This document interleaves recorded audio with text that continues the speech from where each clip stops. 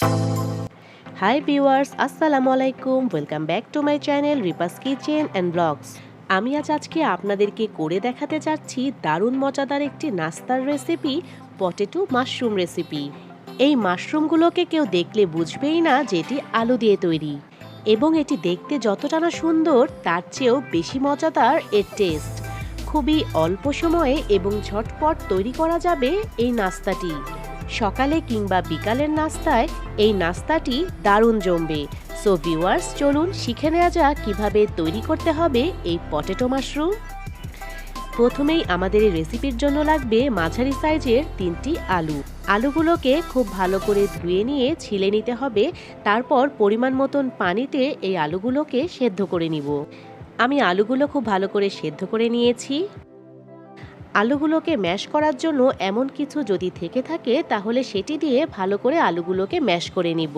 এই কাজটি আপনারা গ্লাস কিংবা হাত দিয়েও করতে পারেন, তবে খেয়াল রাখতে হবে আলুগুলো যেন খুব প্রপারলি ম্যাশ হয়, কোনো প্রকার দানা যেন না থাকে। এবারে সেদ্ধ আলুতে দিয়ে দিব 1 চামচ রসুন কুচি, 1 চামচ শুকনা মরিচের গুঁড়া, দিব 1 চামচ লবণ, আরও লাগবে 1 কাপ কর্নফ্লাওয়ার। এই পটেটো মাশরুমের মূল উপকরণ হচ্ছে এই কর্নফ্লাওয়ার। আমি এবার এগুলোকে হাত দিয়ে খুব ভালো করে মাখিয়ে নিব। এখানে 1 কাপ কর্নফ্লাওয়ার সম্পূর্ণ দিয়ে দিয়েছি। এখানে সামান্য পরিমাণ পানি লেগেছে। আমরা রুটি তৈরিতে যেমন ডো তৈরি করি ঠিক তেমনই এখানে একটি ডো তৈরি করতে হবে। এর জন্য পানির পরিমাণ আপনারা আন্দাজ মতন কম বেশি করে নেবেন। যদি মনে হয় আপনাদের ডো অতিরিক্ত নরম হয়ে গিয়েছে, সেক্ষেত্রে 1 থেকে 2 টেবিল চামচ কর্নফ্লাওয়ার আর একটু অ্যাড করে নেবেন। হাতে সামান্য পরিমাণ ডো নিয়ে একটু গোল করে দেখবেন যে কোনো প্রকার ক্র্যাক থাকে কিনা। এবার এই ডো থেকে সামান্য পরিমাণ ডো নিয়ে লেচি কেটে নিব এবং 2 হাতের সাহায্যে গোল গোল করে নিয়ে একটি গোল শেপ করে নিব। এবার এরকম একটি বোতলের সাহায্যে এই গোল ডোয়ের মধ্যে উপরে একটু রেখে চাপ দিতেই সুন্দর মাশরুমের ডিজাইন হয়ে যাবে। এই দেখুন, তৈরি হয়ে গেল কি সুন্দর আলুর মাশরুম। আমি এখানে আরেকটি আপনাদেরকে তৈরি করে দেখাচ্ছি। এই আলুর মাশরুম তৈরিতে আমার কাছে বেশ মজার লেগেছে। এই মাশরুমগুলোকে শেপ দিতে খুব বেশি একটা সময় লাগে না। আমার সবগুলো মাশরুম রেডি হয়ে গিয়েছে।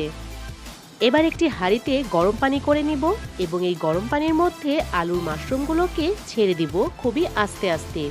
এগুলো যতক্ষণ না উপরে ভেসে উঠবে ততক্ষণ পর্যন্ত এগুলোকে আমি সেদ্ধ করে নিব। অপরদিকে আমি আরেকটি বাটিতে ঠান্ডা পানি নিয়ে নিব এবং এর মধ্যে দিয়ে দিব 10 থেকে 12টি আইস কিউব। পানিটা যথেষ্ট পরিমাণের ঠান্ডা হতে হবে। প্রায় 2 থেকে 3 মিনিট সেদ্ধ হবার পরে আলুর মাশরুমগুলো পানির উপরে ভেসে উঠেছে। পানির উপরে ভেসে উঠলেই বুঝে নিতে হবে এগুলো সেদ্ধ হয়ে গিয়েছে প্রপারলি, এবং একটি ঝাঁঝরির সাহায্যে এগুলোকে তুলে নিয়ে সরাসরি দিয়ে দিব সেই ঠান্ডা পানিতে। এতে করে আলুর মাশরুমের শেপগুলো অনেক সুন্দর থাকবে এবং ভেঙে যাবে না। এই ঠান্ডা পানির মধ্যে 3 থেকে 4 মিনিট ভিজিয়ে রাখতে হবে। আলুর মাশরুমগুলো পানি ঝরিয়ে একটি বলে তুলে নিব। এবার এতে দিয়ে দিব 1 চা চামচ রসুন কুচি, দিব 1 চা চামচ শুকনা মরিচের গুঁড়া, দিব 1 চামচ চিনি, দিব স্বাদ অনুযায়ী লবণ, আরও দিব 1 চামচ সয়া সস, দিব 1 চামচ ধনেপাতা কুচি, দিব 1/3 কাপের একটু কম সরিষার তেল। একটি গরম প্যানে এই সরিষার তেল ভালো করে গরম করে নিব এবং এই গরম করা তেল সরাসরি ঢেলে দিব মশলার মধ্যে। বেশ সুন্দর একটি অ্যারোমা ছড়াবে। এবার এতে দিয়ে দিব 1/3 কাপ টমেটো কেচাপ। একটি স্প্যাচুলার সাহায্যে এগুলো সব কিছু খুব ভালো করে মিক্সড করে নিব। একটি সার্ভিং ডিশে আমি এই পটেটো মাশরুমগুলোকে সার্ভ করে নিচ্ছি এবং আমার এই পটেটো মাশরুম একদম রেডি টু সার্ভ। খুবই অল্প সময়ের তৈরি এবং দারুণ মজাদার এই পটেটো মাশরুম তৈরি করে বাড়ির সকলকেই তাক লাগিয়ে দিতে পারেন। আমার আজকের রেসিপি আপনাদের কাছে যদি ভালো লেগে থাকে তাহলে প্লিজ আপনার ফ্যামিলি এবং ফ্রেন্ডসদের সাথে অবশ্যই শেয়ার করবেন, এবং এখনও যারা আমার চ্যানেলটি সাবস্ক্রাইব করেননি তারা প্লিজ আমার চ্যানেলটি সাবস্ক্রাইব করবেন এবং লাইক শেয়ার কমেন্ট করে আমার পাশে থাকবেন। আজকে এখান থেকেই বিদায় নিচ্ছি। পরবর্তীতে আবারও ফিরে আসবো দারুণ দারুণ সব রেসিপির সাথে। ততদিন পর্যন্ত সবাই ভালো থাকবেন এবং আমার জন্য দোয়া করবেন। আল্লাহ হাফেজ।